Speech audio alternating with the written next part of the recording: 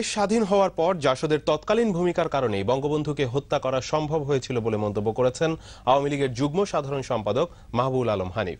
এদিকে জামাত শিবিরের সাথে পুলিশের চলমান সংঘাত বন্ধে উভয় পক্ষকে সংযত আচরণ করার আহ্বান জানিয়েছেন বঙ্গবীর কাদের সিদ্দিকী।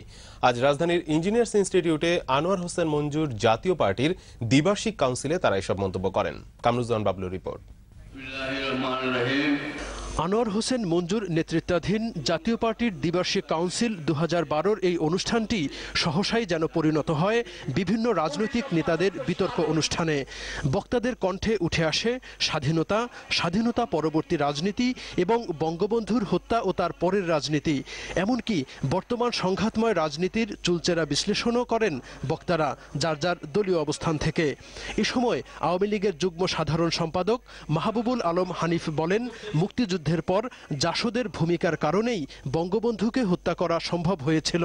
বঙ্গবন্ধুকে হত্যার পরিবেশ তৈরি করার জন্য যারা এই দেশে রাজনীতিকে অস্থিতিশীল করেছিল সেই দায়িত্ব ভূমিকা পালন করেছিল ওই সময় জাসদ। এটা দুর্ভাগ্যজনক বলতে হয় রব্বাই, এটা বাস্তব সত্য যে আজকে জাসদের কারণে ওই সময় ওই পরিবেশ সৃষ্টি হয়েছিল বলেই আজকে ওই পর্যায়ে শক্তি বঙ্গবন্ধুর মতো নেতাকে হত্যা করার সাহস পেয়েছিল, নাহলে কোনোদিন এই বাংলাদেশে বঙ্গবন্ধুকে হত্যা করতে সাহস পেত না।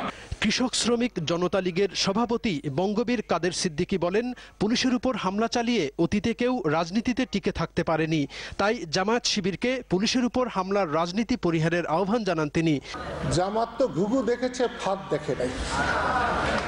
পাকিস্তানের সময় পাকিস্তান হানাদাররা প্রথম পুলিশের উপর ঝাঁপিয়ে পড়েছিল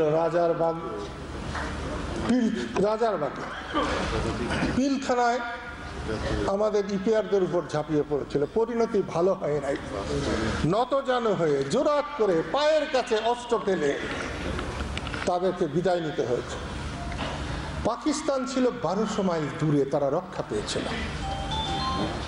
আজকে শিবিররা যদি পুলিশের গায়ে এইভাবে হাত দেন তাহলে 1200 মাইল দূরে পাকিস্তান নেই, আপনারা যেতে পারবেন না।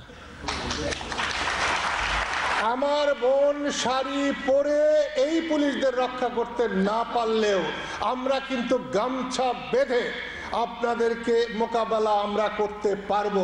পাশাপাশি পুলিশকেও সহনশীল আচরণের পরামর্শ দেন কাদের সিদ্দিকী। পুলিশেরা কোনো গণতান্ত্রিক রাজনীতি করা মানুষের গায়ে হাত দেওয়া, আন্দোলনকারীদের গায়ে হাত দেওয়া, পুলিশেরা যেমন শোভা পায় না, তেমনি কোন রাজনৈতিক দলের পরিকল্পিতভাবে একটা রাষ্ট্রের আইন শৃঙ্খলা বাহিনীকে আপনারা আক্রমণ করবেন, সে আক্রমণ এদেশের মানুষ কখনো সহ্য করবে না। সরকারকে আওয়ামী লীগের নয়, দেশের 16 কোটি মানুষের সরকার হিসেবে কাজ করার পরামর্শ বঙ্গবীর কাদের সিদ্দিকীর। কামরুজ্জামান বাবলু, দিগন্ত টেলিভিশন, ঢাকা।